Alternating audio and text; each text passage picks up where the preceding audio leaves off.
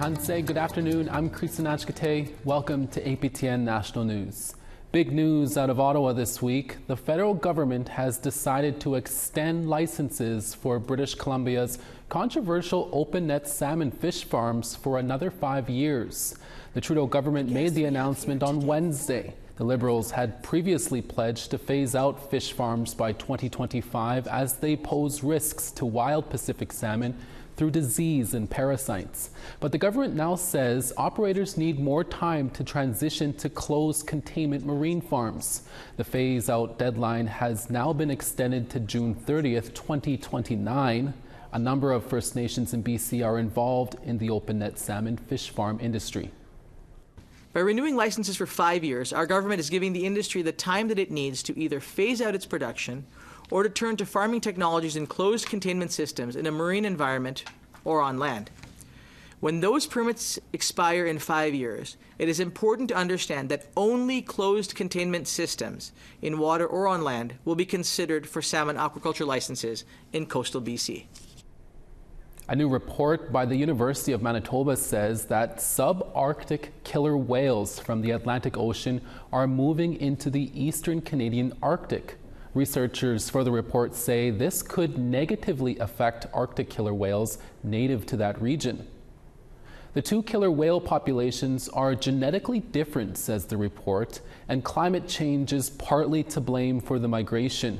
The report states the Arctic is warming 4 times faster than the global average, causing a longer ice-free season that invites species from the south. It warns that the migrating killer whales, which are at the top of the food chain, can cause significant effects to the surrounding ecosystem by consuming the already limited food supply of other Arctic marine mammals. The findings will help prioritize conservation and management efforts for the killer whale populations, as well as other marine mammals important to the area's Indigenous communities. Tattooing among Indigenous tribes dates back thousands of years. While colonization almost eradicated most tattooing, an artist in Whitehorse is hoping to bring back the practice to her people. Sarah Connors has that story. All right. Ready? Okay. Yeah. Anne Spice is a hand-poked tattoo artist. The Kwanlundun citizen incorporates Northwest-style symbols into her work, images that reflect her people's ancestry. They identify us as Indigenous people and identify us in relation to other people, which is part of their function in the first place. Spice is a professor of Indigenous anthropology at Toronto Metropolitan University. She learned the art of hand-poke tattooing 6 years ago at an Indigenous land occupation. She says the practice thrived amongst Indigenous peoples before colonization. It likely would have been used as a way to mark life transitions, things like coming of age, having children, becoming a warrior, the status of being a chief. But over time, tattooing was outlawed by a disapproving white settler society. Spice's work aims to bring back the practice to her people. Part of our work is to help revive it as a healing practice, help people find pride in that connection and not fear. That one probably hurt a bit more just because it was so rapid fire and there was a lot of filling. Mm-hmm. For the next month, Spice will tattoo over 20 fellow Kwanlundun citizens as part of a healing and wellness initiative led by her First Nation. While the methods have changed over the years, the practice itself relies on tradition. So it's not much different, other than, of course, that everything's sterilized and disposable and that kind of thing than what we would have been doing originally. Getting a tattoo used to be like a really special thing. So Olivia Gattensby is one of the Kwanlundun citizens being tattooed. She chose a circle and 2 lines representing the moon and a river, symbols of life change, of crossing from one side to the next. It's fitting imagery for Gattensby, who's transitioning from male to female. The idea of it is connecting with my culture, and I admittedly not always super connected, so I'm excited about this to sort of, make that link. Spice says the practice can be transformative for those who want to connect with their Indigenous identity. that. It's a healing ceremony, but it's also a painful ceremony. And so we're able to kind of work through some of those issues with people as well. She says these tattoos are more than ink on skin. They're proof Indigenous culture will be visible for future generations. Sarah Connors, APTN National News, Whitehorse. Thank you, Sarah. We're always looking for your feedback or news story ideas. Here's how you can get a hold of us. If you have a story you want to see here, send us an email to news@aptn.ca. To read and watch our stories, go to aptnnews.ca. You can find us online on your favorite social media sites, including TikTok, YouTube, LinkedIn, and X. Follow APTN News to join the conversation and see our latest stories. Bust out your popcorn because two magicians will join us next in studio. We'll be back in about 3 minutes. Stick around.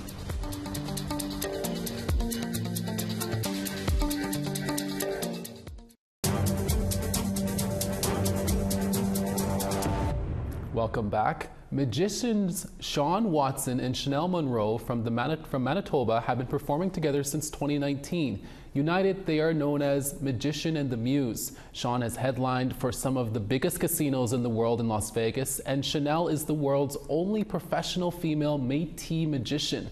They are currently touring across North America and are in Winnipeg to perform at this week's Red River exhibition. And they recently joined us in studio. Sean and Chanel, thank you for being here. First off, you're both from Manitoba. Tell us where in Manitoba and what got you interested in being a magician? Yeah, thanks so much for having us, Creeson. I was born and raised in Winnipeg. And Sean? Yes, I was born in Thompson. Yes, yeah. My whole family worked at Inco at that time. And now it's called Valet, but yes, Thompson, yes. Thompson, yeah, and Sean's been doing magic his whole life. I just started to do magic when I met Sean about 4 years ago. I started as his assistant, but then I just got really interested in the craft of magic. So I would, pop out of the box as his assistant, but then go into my own magic trick. And now I'm a soloist magician. And you've been interested in magic since you were how old? Yeah, so I started when I was 12 years old. My family moved to the big city of Winnipeg from Thompson, and then my father stumbled upon a toy store called Toad Hall Toys in Winnipeg, and then behind there was a magician. So I had a lot of challenges when I was growing up with learning disabilities, ADHD. I was bullied, speech impediment. List goes on and on and on. Actually, I died as a baby in Thompson. They flew me to Winnipeg, and then they brought me back to life magically. Wow. So we do a lot of remote communities with a motivational magic show that we do together up north and all over NWT and you name it. So so that's where I got my start. Toad Hall Toys. My dad stumbled upon a trick. Because I had all these disabilities, and my dad's like, I need someone for my son that could actually turn a little switch in his head so he could believe in himself and give him the confidence. And after I did the magic in school, man, I was the talk of the town. Yeah. The teachers loved me and so forth. So. No, the rest is history. that's great to hear. And Chanel, you said you were Métis and love to share your culture. How important is that to you to share who you are with the audience? Yeah, I'm very passionate about it. My mom, who's Métis Cree, always raised me in the culture and always taught me to be proud of who I am. And working with Indigenous youth in Indigenous communities, it's one of my passions, my true passions in life. I love my people. And as a magician, only 8% of magicians are female, and even less are Indigenous. So when Sean and I go into communities and bring our Las Vegas illusion show into these communities, more often than not, it's the first time these kids have ever seen a magic show, but then we also teach them magic camp, and we teach them how to do magic tricks of their own. So I think you're going to see a lot of upcoming Indigenous magicians in the near future. That's exciting. I'm hoping that happens. Both of you, like you said, Sean, help showcase Indigenous talent and bring shows to our northern Indigenous communities.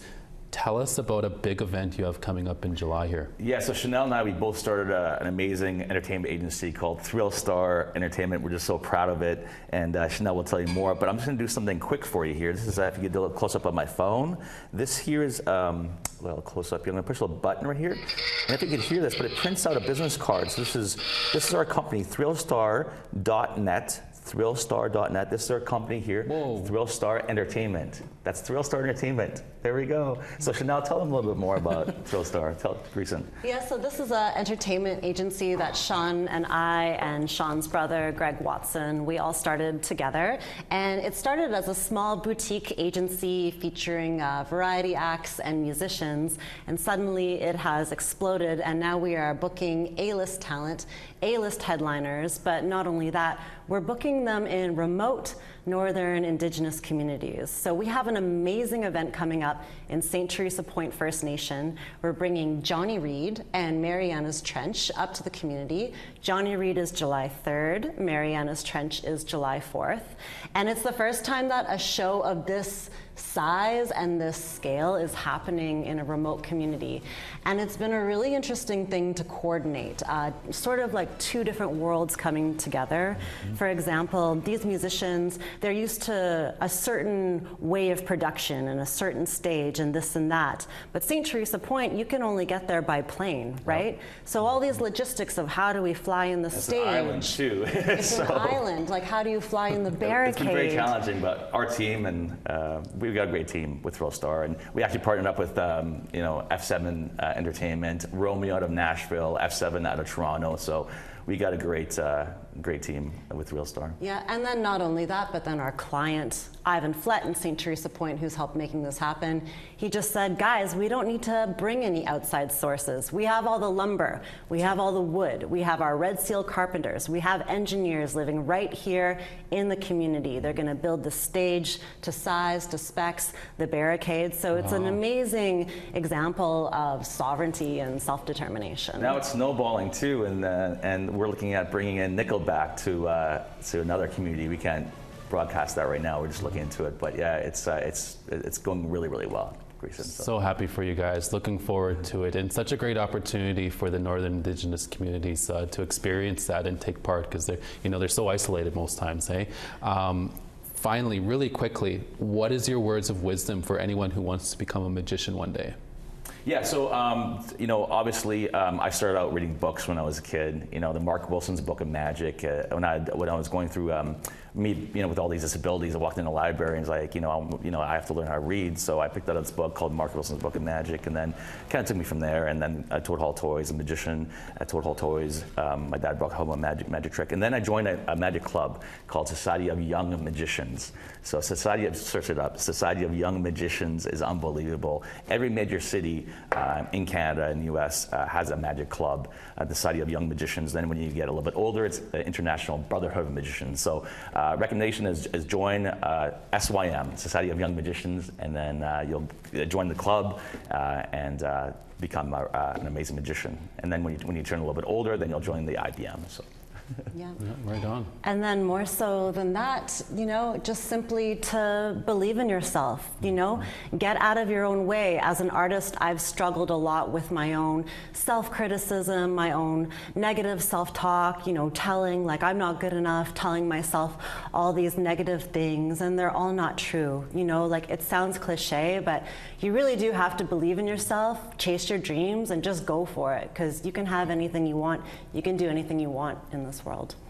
Definitely. And that's what we tell the youth as well too, So the communities love us because we really share our story with the youth and the elders, and they really, that's why we come back to the communities all the time. They bring us back because we're really passionate about what we do, and yeah, so. Perfect. Well, yeah. Sean and Chanel, thank you for chatting with us, but stick around because we're going to do some magic, right? Yes. But first we have to take one last break, so stick around. You don't want to miss it. Thanks, Creeson.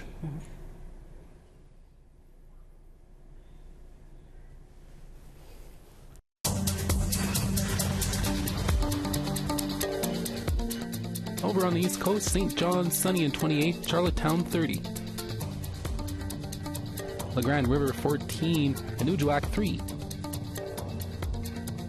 Saguenay 23, Val-d'Or 18. Sarnia 23, Peterborough 27. Sioux Lookout 18, Timmins 24. Puckatawagan 16, God's Lake 13. Winnipeg 19, Dauphin 17. Swift Current 16, Yorkton sunny and 14 there. Buffalo Narrows 16, Stony Rapids 15 and sun as well. Sunny in Fort McMurray at 15, high level 17. Lethbridge 25 and cloudy there, Medicine Hat 16. Tofino 15, Penticton 16. Prince Rupert 11, Fort Nelson 16. Beaver Creek 19, Watson Lake 15. Fort Simpson 18, Yellowknife 18 as well. Inuvik 7, Colville Lake 8. Chesterfield 8, Cambridge Bay 3 with rain. And Iqaluit 4, Igloolik 3.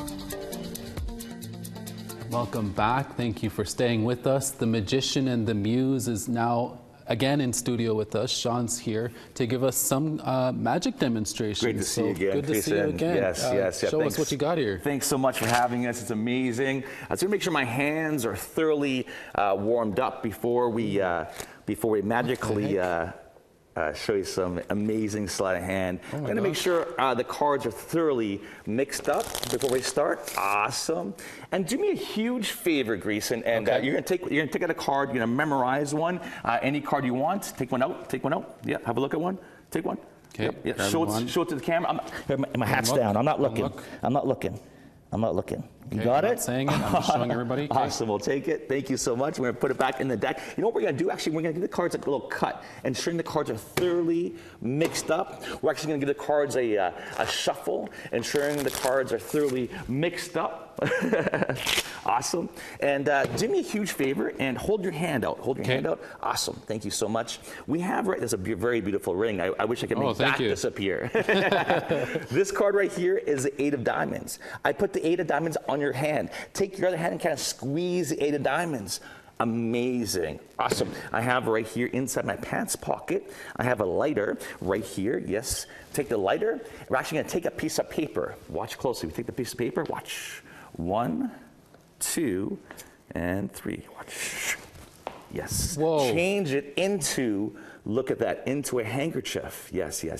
Put the handkerchief on top of your hand. Now take that one hand and just show it to the audience, making sure that the handkerchief's blank. Show it, like lift it up and show it. Making sure it's blank. No, like take it like this and show it to the audience. Okay, there's making sure there's nothing there. There is nothing there on That's each side. amazing. It is Yes, we're blank. going to take it like this. We're going to take it, we're going to push it inside my hand. You see? Pushing it inside my hand, just like that. It is blank. Pushing it inside my hand. You take the handkerchief now, Creeson. Take it. I'm scared. Take it and wave it over top. Wave it over top. Watch. Look. Turn the card over. Turn the card over. What? How did you do that? What the heck? That card was in my hand this entire time. You're scary. Thank you so much. Thank you. Yes, we're going to wrap it up just like that in a little ball. Just a little ball. There we go. We're going to put the little ball in my hand. Okay. We'll take the 9, change the 9 back into the 8. No, it's actually behind your head. There we go. I'm just messing with you right now, but I'm just messing. I can't even keep track. Thanks. That's awesome. Thank you very much. I appreciate it. Thank you. Thank you, Sean. Thank you. Now it's time for Chanel. Yes, Creeson. Right. Well, if you thought that was scary, I have something much, much scarier to show you, because I specialize in dangerous magic. I've set a record for the most bullet catches performed by any female magician in the world, catching over 100 bullets in my career. Wow. I'm not going to perform that here for you today, so don't worry. But you are going to see something very dangerous. So, in my hand, Creeson, I have a very sharp, very pointy, very spiky metal spike. Put your hand out like that, and we're just going to test the spike. Oh, yeah. Very sharp. That is sharp very indeed. Pointy. Scary. You concur? Okay, thank you very much. We are going to take the spike and place it through the block of wood so that the spike remains in an upright position. Now, I also have a paper bag. We shall take the spike and place it inside the paper bag, and I'm going to seal it up like so. Next to me, I have 3 more paper bags with only blocks of wood inside of them. As you can see, this paper bag right here, just a block of wood. The other 2 paper bags, also just blocks of wood. Now, this is just to mimic the size, shape, color, weight, texture of the first paper bag that has within it the upright spike. Because the name of this trick is called spike roulette. I'm going to start mixing up the bags back and forth, left and right, around and around. By the way, if you like what you see here today, you can come check out mine and Sean Watson's magic show at the Red River X, June 21st, 22nd, 23rd. Visit redriverx.com to see our show schedules. Creeson, I can see you've been paying very close attention. Do you know which bag contains the upright spike, or did you get lost? I'm going to be very honest with you, I got lost. You got lost? Yeah. Some of our viewers out there might be paying very close attention, and in case they are, I'm going to turn my back and continue to mix just to extra confuse everyone as to where the spike is, and I'm also very confused as well. But we now have bag number 1, bag number 2, bag number 3, and bag number 4. Okay. This is how we play spike roulette. Okay. Which bag do you think has the spike? Gosh, you're going to make me do this? 2, 3, or 4? Choose. 3. 3. Okay. So how are we going to find out? I don't know, show me. Oh my God. Scary. Creeson. Bag number 3, you are mistaken. No spike, just the block of wood. Yep. Let's try it again, shall we? Bag number 1, 2, or 3? 2.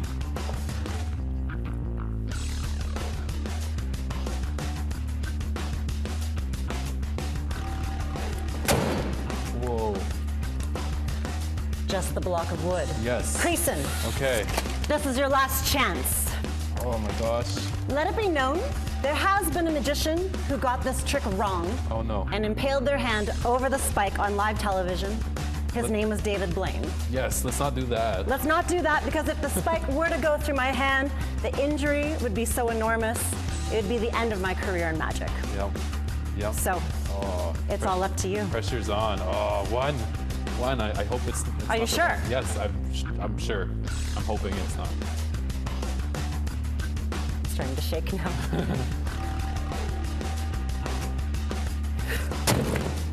Oh my gosh. Moment of truth. Creeson, if the spike is in this bag, I need you to show me some love. It's in the bag. Yes, it is. Put your hand on top. Okay. Oh, yeah. That is the spike. Yes. I'm sure you're happy I didn't get it wrong. I'm so happy you didn't get it wrong. You had me scared there for a second. I'm always scared when I Yeah. do this trick. Very, very dangerous piece of magic. Yeah. Right on. Well, thank you both for being here. We really appreciate it. And yeah, well, next time you're in Winnipeg, come on down again. Awesome. Absolutely. Thank you. Thanks so much for having us, Creeson. Thank you, guys. Thank you. And that was our fun and magical newscast for Thursday, June 20th. Dennis Ward will be back for your evening national newscast. Hi, miigwech, masicho. Thank you for watching.